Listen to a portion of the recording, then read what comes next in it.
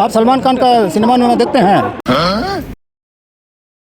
चुनाव रद्द नहीं होने से कब तक ये आंदोलन चलता रहेगा? जब तक हम लोग जिंदा रहेंगे तब तक चलेगा। नमस्कार, जोहार। आप देख रहे हैं उभारता झारखंड।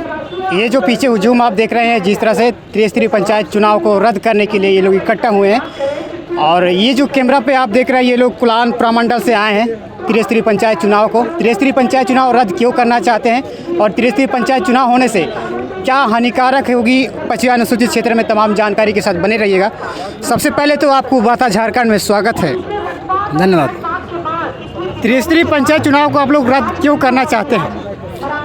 हम लोग इसलिए रद्द कराना चाहते हैं, ये संविधान में प्रावधान है ही नहीं कि त्रिस्तरीय या कोई भी चुनाव पांचवें अनुसूचित क्षेत्र में हो। इसीलिए हम लोग रद्द कराना चाहते हैं, क्योंकि संविधान के हिसाब से है ही नहीं। जहाँ तक देखा जाता है त्रिस्तरीय पंचायत चुनाव होती है, आदिवासी लोगों को क्या क्या समस्या होती है उससे? समस्या तो आप देख रहे हैं, 70 साल में हम लोग का जल जंगल जमीन तो सब चौपट हो गया है। जहाँ तक संविधान का सवाल है, संविधान के अनुच्छेद 19 को पढ़ लीजिएगा, आप भी पढ़ लीजिएगा, आप पत्रकार हैं, और लोगों को भी पढ़ने के लिए बोलिएगा, दिकू लोगों को उसमें क्या लिखा है। उदाहरण के लिए मैं 1 नंबर पॉइंट को ही कहता हूँ कि वाक स्वतंत्रता और अभिव्यक्ति का अधिकार है ना, उसको उपयोग करते हुए भारत के नागरिकों को ये मतलब अधिकार दिया गया है, इसको उपयोग करते हुए जहाँ विद्यमान विधि प्रवृत्त है, तो विद्यमान विधि को कोई इफेक्ट या प्रभाव नहीं डालना चाहिए। तो पिछले 70-72 साल में हमने देख लिया है, हम लोग को तो विद्यमान विधि या रूढ़ी प्रथा को चौपट कर ही दिया है। आजकल के बच्चे या जितने भी बहुत ज़्यादा पढ़े लिखे लोग भी मेरे समझ से समझ नहीं पाए। क्या कारण हो सकती है जो 25 अनुसूची को 15 जिला पर मुख्य रूप से समझ नहीं पाया आदिवासी लोग? वो तो मैं कैसे कह सकता हूँ समझ नहीं पाया। मैं तो अभी करीब 1 साल से उसको संविधान देखा, मुझे तो समझ में आ रहा है।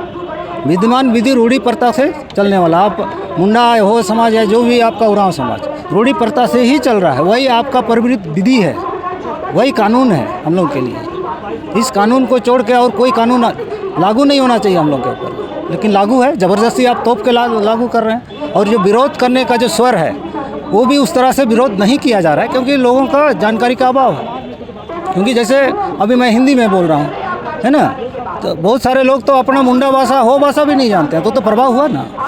जहाँ तक अभिव्यक्ति का स्वतंत्रता का अधिकार है, जैसे जो पत्रकार लोग हैं, टीवी वाले लोग हैं, बोलते हैं उसी अनुच्छेद के कारण वो लोग यहाँ पे हमसे मतलब टीवी या उसमें ये कर रहे हैं, लेकिन वो नहीं ये जानते कि वो जो दिकू है उसके चलते हम लोग को प्रभाव हो रहा है। उसका मतलब ये हुआ कि वो हम लोग से बात भी नहीं कर सकते, लिखित रूप से भी और मुंह से भी बात। दिकू लोग? हाँ, ये क्यों बात नहीं कर सकते? क्योंकि वो संविधान में लिखा हुआ है इसलिए।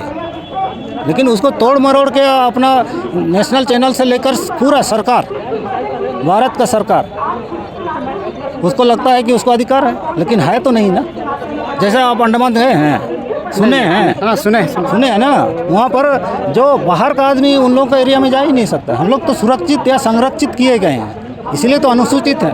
आप सलमान खान का सिनेमा में देखते हैं, काला हिरण को मार दिया तो उसको कितना मतलब झेलना पड़ा है ना, क्योंकि उसको सुरक्षित जानवर है। तो हम लोग भी उसे ही सुरक्षित जानवर जैसे ही आदिवासी है ना। तो अब भाई हमारे एरिया में आते क्यों? अब उसी को नीचे पड़िएगा तो दिकू लोग को रहने, बसने, व्यापार करने वगैरह का संगम बनाने का अधिकार ही नहीं है, लेकिन वो यूज कर रहे हैं लोग। और जो गलत है उसी चीज़ को हमारे आदिवासी बुद्धिजीवी या साधारण जो हमारे आदिवासी लोग हैं उसी को सच मान रहे हैं, लेकिन वो तो है नहीं सच। क्या आपका कब का जन्म है तुम्हारा? मेरा तो हो गया, कल का अंडा आज का बच्चा है मेरा। आज का बच्चा ना। पंचायत चुनाव रद्द नहीं होने से कब तक ये आंदोलन चलता रहेगा? जब तक हम लोग जिंदा रहेंगे तब तक चलेगा। ये आप इतना दिन में आप देखें, रांची ऐसा था क्या? आपका कब का जन्म है तुम्हारा? मेरा तो हो गया, कल का अंडा आज का बच्चा है मेरा। आज का बच्चा ना, अभी तो कल का अंडा है। हम लोग करीब अभी से 40 साल पहले इधर पढ़ते थे, उस टाइम कोई दिकू लोग को उतना हिम्मत नहीं था, लेकिन अभी तो दिकू ही दिकू है, आदिवासी तो दिखाई नहीं देता है ना। इतना दिन में कितना नुकसान हो गया, और 5 साल रुक जाइए क्या होगा। आदिवासी खत्म।